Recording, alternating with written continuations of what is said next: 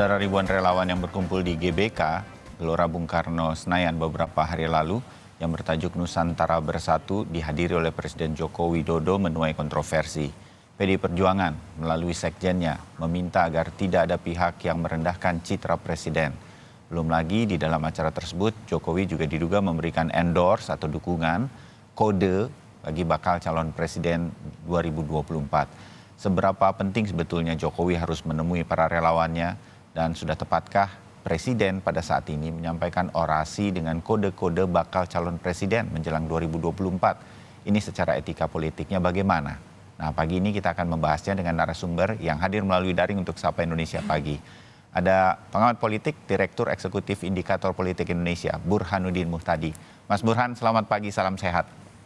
Salam sehat, selamat pagi semuanya. Ya, Mas Burhan, tetap menarik ini, walaupun sudah berlalu hari Sabtu lalu, menurut Anda Mas Burhan, mengapa Pak Jokowi mementingkan untuk datang ke acara ini? Dia pasti tahu acara ini akan berlangsung, dia pasti tahu dan merasa dia harus hadir di sini. Menurut Anda, apa yang menjadi alasan Pak Jokowi hadir? Jadi saya melihat Presiden Jokowi ingin menunjukkan tetap relevan meskipun masa jabatan tinggal kurang lebih 2 tahun ke depan. Ya. Jadi dengan menunjukkan dukungan yang besar dari relawan kepada dirinya, apalagi dengan mengumpulkan lebih dari 100.000 massa di GBK, maka Presiden Jokowi ingin menunjukkan kepada publik bahwa beliau itu bukan lemdak presiden. Jadi kan ada istilah, terutama dalam sistem presidensial, di periode terakhir karena tidak bisa maju lagi, itu periode terakhir umumnya presiden itu mengalami kelumpuhan. Ya. Nah, dia ingin menolak indikasi itu dengan menunjukkan bahwa perannya masih relevan, perannya masih signifikan, bahkan dalam menentukan peta jelang 2024. Dia masih punya masa, begitu? Menang di 2024. Ya, Mas Burhan. Artinya Pak Jokowi ingin menunjukkan saya juga punya pendukung jelas, saya punya masa, begitu? Betul, jadi dia ingin menunjukkan bahwa dukungan tidak hanya berbentuk approval rating di survei, dukungan kepada Presiden Jokowi bukan hanya dalam bentuk cuitan di media sosial, tapi juga konkret, ada ratusan ribu massa yang datang. Ya. Jadi kira-kira pesan itu yang dia tunjukkan sekaligus mengirimkan semacam kode kepada partai-partai, karena Presiden Jokowi kan meskipun kader PDI Perjuangan bukan pemegang remote control partai, dia ingin menunjukkan kepada partai-partai bahwa Presiden Jokowi ini konkret didukung oleh ratusan ribu massa, dan karenanya banyak sekali massa yang hadir ketika beliau memberikan semacam kode jelang 2024. Ya. Saya kira itu yang menjadi motivasi utama ya. Ya. Dia ingin saya rasa bahwa beliau tetap relevan. Iya, Mas Burhan, kenapa Pak Jokowi merasa penting untuk menunjukkan hal ini kepada kita semua dan terutama kepada partai-partai politik? Mungkin saya bilang terutama kepada PDI Perjuangan, begitu, Mas Burhan. Ya. Mengapa? Ya tentu Presiden Jokowi ingin tampil sebagai kingmaker ya di 2024. Jadi kalau tetap besar dukungan publik kepada dirinya dan itu ditunjukkan oleh relawan, ada 50 organ relawan yang berkumpul di GBK kemarin, maka endorsement Presiden Jokowi menjadi menentukan siapa yang akan menang 2024. Jadi kira-kira kalau misalnya Presiden Jokowi sukses menjadi kingmaker, maka siapapun yang menang di 2024 itu tidak bisa mengabaikan suara Pak Jokowi, terutama dalam melanjutkan legacy. Itu sudah rintis 2 periode terakhir ini. Tapi lagi-lagi ini kan motif dari sisi Pak Jokowi ya. Pertanyaannya bagaimana publik melihatnya. Nah, kalau kita baca sentimen yang muncul di media sosial, ya gimana Mas Burhan? Negatif. Ya, terutama negatifnya itu bukan soal motif Presiden Jokowi ingin menjadi kingmaker, itu motif personal, siapapun boleh gitu ya. Tetapi yang menjadi negatif adalah satu, belum lama kita mengalami bencana gempa Cianjur. Tapi ratusan ribu pendukung Pak Jokowi kumpul untuk sesuatu yang tidak berkaitan dengan penanganan gempa Cianjur. Yang kedua, bagaimanapun era pandemi belum selesai. Belum lama PPKM dinaikkan statusnya. Jadi kalau kemudian ada ratusan ribu berkumpul, itu juga menjadi isu yang negatif karena bisa menjadi super spreader, ya. Ya. Dan yang ketiga itu berkaitan juga dengan GBK tadi yang Kompas sebut, ya. GBK ini kan menurut aturan 6 bulan tarik ke belakang sebelum penyelenggaraan Piala Dunia U20 kan nggak boleh dipakai. Sebelumnya ada beberapa acara konser musik yang dibatalkan. Tetapi kenapa kemudian ada keistimewaan khusus buat penyelenggaraan acara ini, meskipun Pak Menpora punya alibi, tetapi alibi itu kan tidak bisa dipisahkan oleh penyelenggaraan yang berkaitan dukungan kepada Presiden Jokowi oleh para relawan. Jadi tiga ini yang saya baca di media sosial itu sentimennya sangat negatif, Ya. apalagi muncul orang seperti Benny Ramdhani yang mengatakan secara langsung depan Presiden Jokowi dengan aura perpecahan, dengan mengatakan mereka yang mengkritik Presiden Jokowi layak untuk diperangi. Nah, hal-hal semacam ini tidak menyehatkan dalam kondisi yang saat ini, ya. Jadi menurut saya Ya. akan jauh lebih baik dukungan relawan tadi, tentu kita tidak bisa melarang, itu jangan disuarakan dalam bentuk-bentuk yang justru malah menimbulkan sentimen negatif kepada para relawan pendukung Pak Jokowi sendiri. Oke, kita sudah dapat analisa Anda, Mas Burhan, berkaitan dengan apa yang mengapa kemudian Joko Widodo melakukan ini.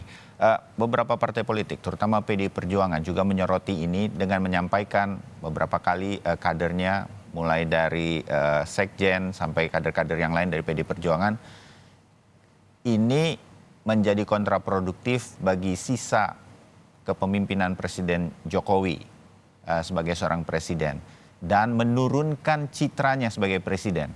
Anda setuju bahwa terutama dari sisi presiden kita harapkan tetap netral, terus bekerja di sisa masa jabatannya dan tidak melakukan, kita sebutlah, endorse atau mendukung kepada salah satu calon sedemikian rupa.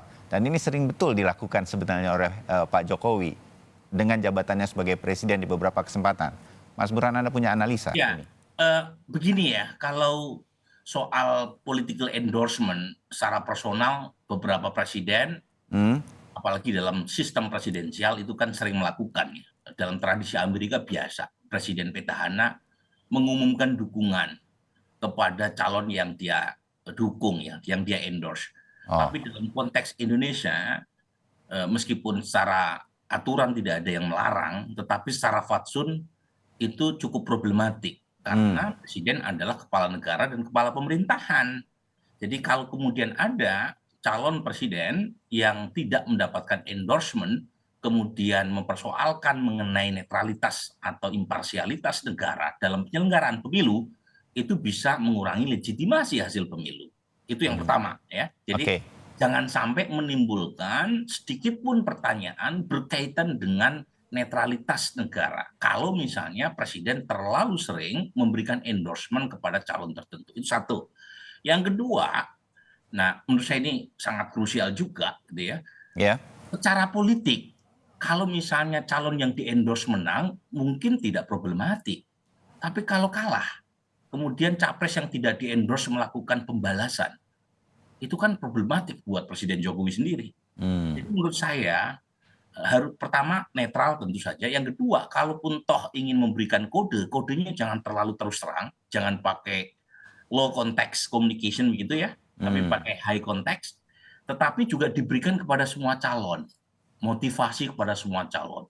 Jadi put eggs in many basket, meletakkan telur dalam banyak keranjang, sehingga kalau misalnya calon yang satu kalah, calon yang lain pun itu tidak merasa dianaktirikan oleh presiden. Dan karenanya punya semacam kewajiban moral atau konstitusional untuk melanjutkan agenda dan legasi presiden ketika dia menang di 2024. Jadi alasan fatsun dan alasan politis, ya, untuk kepentingan pragmatis Pak Presiden Jokowi sendiri, jangan terlalu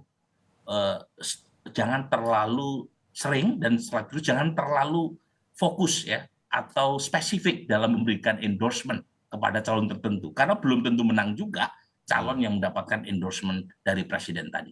Iya.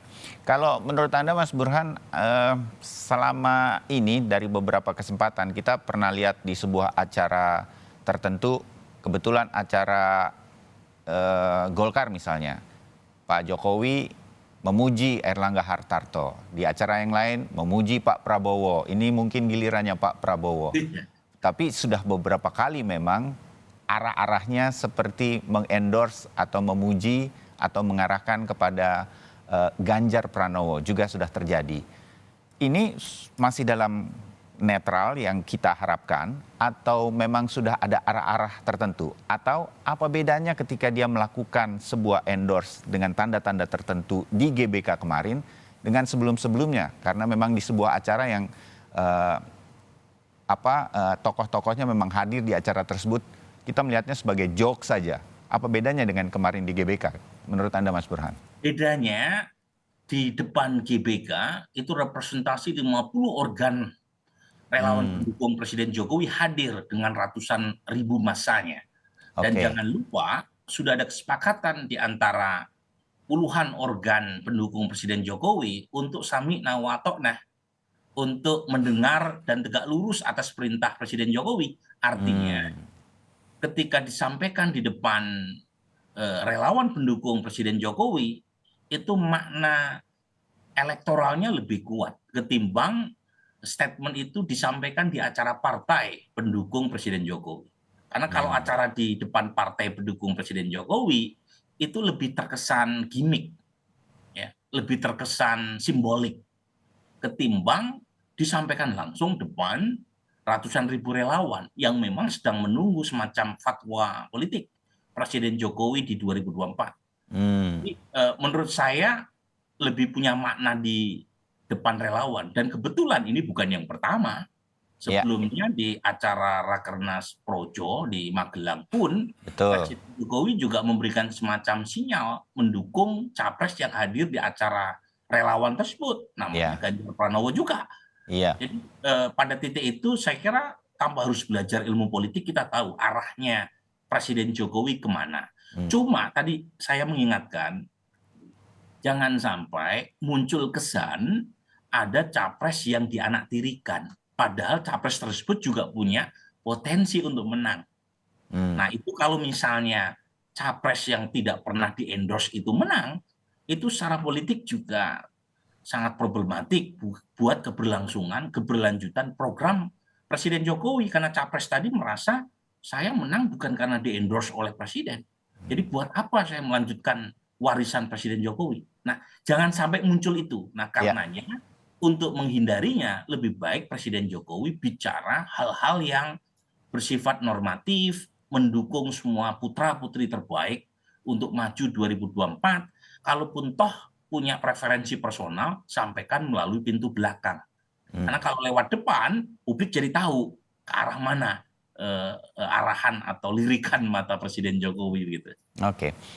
Sebagai orang yang maju dan kemudian menjadi presiden disokong oleh kekuatan politik PDI Perjuangan, mengapa PDI Perjuangan paling mengkritik apa yang terjadi hari Sabtu lalu dan dilakukan Pak Jokowi dengan para relawannya? Menurut Anda, Mas Burhan? Ya, pertama tentu ada rivalitas antara kekuatan-kekuatan politik formal dan informal. Partai politik.